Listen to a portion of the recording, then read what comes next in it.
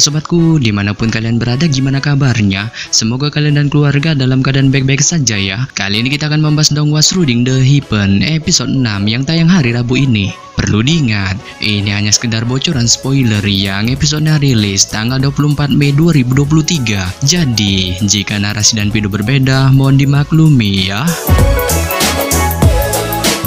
Untuk kalian yang penasaran tentang cerita Ruding The Heaven episode 6 ini yang tayang 1 minggu sekali, oke, langsung aja kita ke ceritanya. Gas!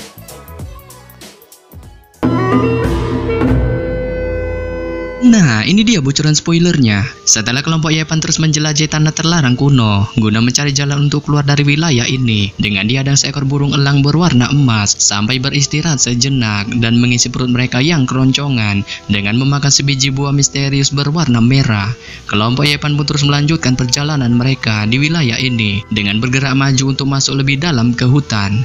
Dan setelah melakukan perjalanan beberapa jam, kelompok Yepan pun tiba-tiba dihadapkan dengan sebuah danau besar yang memiliki air berwarna hitam, menyebabkan kelompok Yepan yang melihatnya pun spontan terheran-heran saat mereka bisa melihat danau besar hitam ini yang memiliki air seperti tinta hitam dengan kesunyian di dalamnya tanpa memiliki tanda-tanda kehidupan biota laut sedikit pun.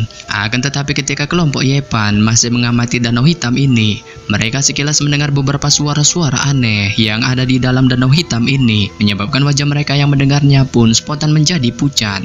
Serta tak berselang lama, baru saja suara-suara aneh di dalam danau hitam ini terdengar. Suara jepretan air yang sangat keras tiba-tiba menyiprat dari dalam danau, diikuti dengan kemunculan sesosok makhluk yang juga melesat keluar dari dalamnya. Yang hal ini pun lantas membuat Liu Yeye yang melihatnya spontan terkejut terheran-heran dengan bisa melihat sosok makhluk ini yang memiliki kulit tebal seperti baja dan tubuh besar dengan banyaknya tentakel yang tampak seperti seekor gurita. Dan melihat kemunculan gurita jumbo jadi-jadian ini, kelompok Yepan yang melihatnya pun langsung tercengang dengan bertanya-tanya makhluk apa ini. Akan tetapi Yepan yang melihat kebingungan di raut wajah para bestinya ini pun segera memerintahkan mereka untuk mengambil langkah 1000, yaitu kabur. Serta setelah kelompok Yepan mencoba melarikan diri dari gurita jumbo ini, makhluk bertentakel itu pun segera menunjukkan amukannya dengan segera menggelinding ke sebuah batu besar dari tepi danau yang menyebabkan hantaman keras pun segera terdengar di hutan ini dengan banyaknya pecahan batu yang melesat ke arah kelompok Yepan yang sedang melakukan pelarian. Namun di sini, Yepan terus memerintahkan kelompoknya untuk fokus dalam pelariannya dan menemukan jalan keluar untuk terbebas dari kejaran gurita jumbo ini. Akan tetapi baru saja kelompok Yepan terus berlari dari kejaran gurita jumbo ini, gurita jumbo itu tiba-tiba memancarkan sinar cahaya dari dalam tubuhnya dan langsung melesatkannya ke arah kelompok Yepan, menyebabkan para besti Yepan termasuk Yepan yang terkena sinar cahaya merah ini pun segera merasakan rasa panas yang membakar di sekujur tubuh mereka dengan kulit yang tiba-tiba memerah. Saat hal ini pun membuat Yepan beserta kelompoknya yang tidak tahan dengan rasa sakit yang membakar ini pun segera jatuh dan berguling-guling di tanah sebelum pada akhirnya tepar. Yang pada dasarnya setelah beberapa jam kemudian kelompok Yepan tepar dengan pemandangan langit biru dan suara kicauan burung di hutan. Yepan yang tepar di tanah pun perlahan menunjukkan tanda-tanda kehidupan saat dia adalah orang yang pertama terbangun setelah peristiwa ini. Namun baru saja Yepan terbangun, ia tiba-tiba menemukan keanehan di tubuhnya dengan merasakan pakaian yang tampak besar kali ini melebihi berat badannya. Setelah menemukan keanehan di tubuhnya dengan merasakan pakaian yang tampak besar, Yepan terkekeh sejenak serta dengan cepat berdiri dan merasa seolah-olah semuanya luar biasa. Serta saat ini tak jauh darinya, Fang Bo akhirnya terbangun dan segera mengalihkan tatapannya ke arah Yepan yang berdiri tidak jauh darinya dengan langsung menunjukkan ekspresi terkejut di wajahnya saat dia tidak dapat mengenali Yepan yang kali ini mengalami perubahan bentuk dengan tampak awet muda, membuatnya menanyakan kepada Yepan tentang dari mana asalnya. Namun baru saja Fang Bo mengatakan hal ini, ia sepertinya merasakan sesuatu yang salah di sekujur tubuhnya saat ia kemudian berdiri dengan cepat dan melihat pakaiannya kali ini menjadi besar, tapi ia juga merasa tubuhnya mengecil.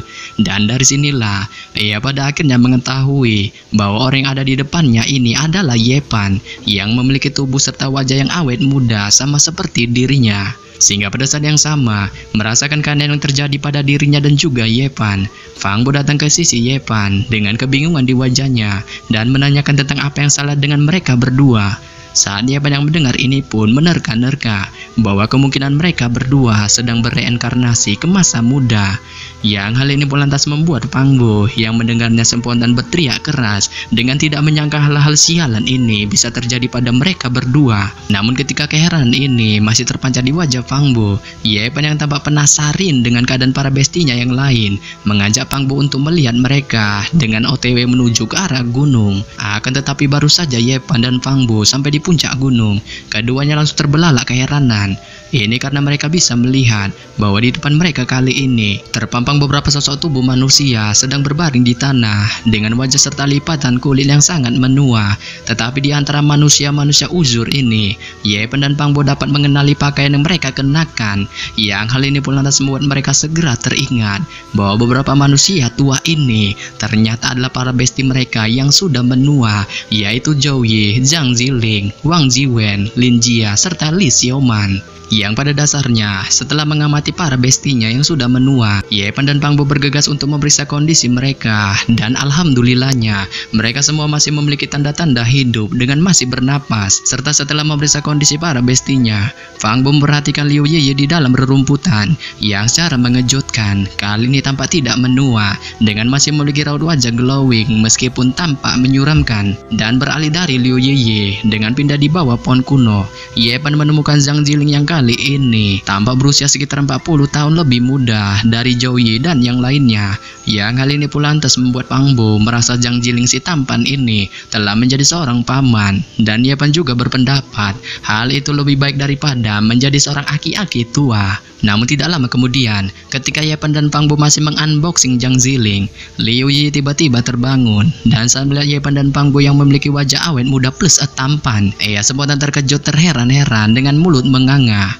Serta setelah beberapa saat Liu Yiyi terbangun, Zhang Ziling juga ikut terbangun, dan setelah mengetahui kondisi tubuhnya yang kali ini tampak menua dan memiliki banyak uban di kepala, ia spontan berteriak keras dengan tidak menyangka atas perubahan drastis dirinya yang dulu merupakan seorang pemuda perkasa di masa jayanya, kini telah menjadi pria berumur yang tampak seperti seorang paman. Yang pada dasarnya setelah melihat shock di wajah Zhang Ziling, Yepan menenangkannya untuk tidak gelisah dengan menyuruhnya untuk melihat kondisi Zhou Yi serta yang lainnya yang menurutnya lebih beruntung darinya. Yang hal ini pun lantas membuat Zhang Ziling yang mendengarnya segera melihat ke arah Zhou Yi serta yang lainnya dengan tercengang. Dan dari sini pada akhirnya membuatnya baru menyadari bahwa perubahan yang terjadi padanya tidak terlalu buruk. Hal ini pun lantas menyebabkannya semakin bingung dan linglung tentang para teman yang bisa memiliki perubahan aneh seperti ini, membuatnya menanyakan kepada Yepan dan Fang Bo mengenai hal ini. Sehingga pada saat yang sama mendengar pertanyaan dari Zhang Ziling,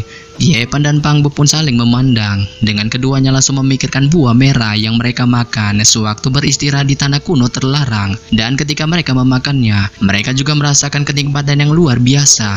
Dan dari kelihatannya, buah merah itulah yang membuat tubuh mereka menjadi awet muda seperti sekarang, serta membuat mereka terhindar menjadi seorang aki-aki seperti Zhou Yi dan yang lainnya. Tetapi di sini, Fang Bo tampaknya masih bingung dan tampak merasa ragu dengan bertanya-tanya yang bukan kamu nanya tentang kekuatan seperti apa yang membuat para temannya kehilangan masa muda dan kekuatan mereka. Saat Yepan yang mendengar ini pun menduga bahwa hal ini ada hubungannya dengan tanah kuno terlarang yang mereka pijaki waktu itu.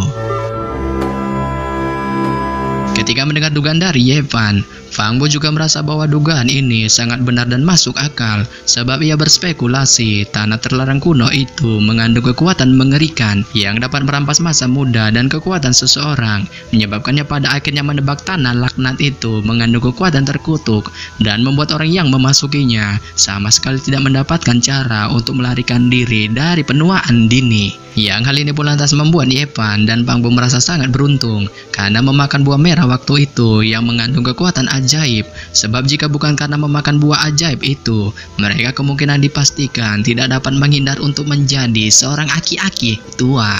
Serta setelah beberapa saat, Yepan dan Pangbo masih memikirkan hal ini. Para bestinya tampaknya menunjukkan tanda-tanda hidup saat mereka mulai terbangun satu demi satu dengan isak tangis ketika melihat penuaan dini pada seluruh anggota tubuh mereka, menyebabkan puncak gunung ini pun pada akhirnya dipenuhi dengan tangisan sedih, yang bahkan Joey mulai mengalami tremor hebat dan tidak menyangka dirinya menjadi seorang aki-aki, membuatnya mengangkat tangannya dengan merasakan banyak kerutan di kulitnya saat dia juga perlahan mulai mencabut beberapa helai rambut putih di kepalanya yang segera rontok, menyebabkan yang tidak percaya akan hal ini segera meraung marah. Serta saat ini di samping Joey, Wang Jiwan juga menggil tak karuan saat dia juga memeriksa seluruh tubuhnya yang kali ini menua dengan menemukan sepasang mata yang dipenuhi kantung keriput, menyebabkan suara gemetar yang tidak percaya akan hal ini pun segera terlontar dari mulutnya. Yang bahkan shock dari Wang Jiwen ini pun tampaknya lebih suram dari Lin Jia saat wanita berparas glowing itu segera berteriak keras ketika melihat dirinya berada di ambang kehancuran dengan wajah yang tampak seperti nini-nini. Yang hal ini pun lantas membuatnya segera menangis keras, menyebabkan tangisan yang tajam darinya segera memenuhi udara. Dan di lain sisi, Li Xiaoman juga tak jauh berbeda dari Lin Jia saat dia berada dalam situasi yang sama juga dengan melihat perubahan drastis di tubuhnya yang kali ini jauh berbeda darinya dahulu yang bak gadis kembang desa, sehingga benar-benar membuatnya berpikir untuk bundir. Sehingga pada saat yang sama, melihat Yepan berjalan mendekatinya, Li Xiaoman tiba-tiba berteriak untuk jangan mendekat. Tetapi di sini, Yepan tidak menghentikan langkah kakinya sedikit pun. Malah sebaliknya ia terus berjalan ke arah kelompoknya dengan segera menghibur mereka dan mengatakan untuk jangan putus asa, sebab ia merasa pasti ada cara lain untuk menyelesaikan semua masalah ini.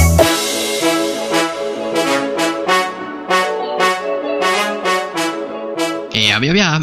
Sampai di sini saja saya menyampaikan bocoran spoiler Shrouding the Heaven episode 6 yang baru tayang Rabu ini. Akhir kata saya ucapkan bye-bye.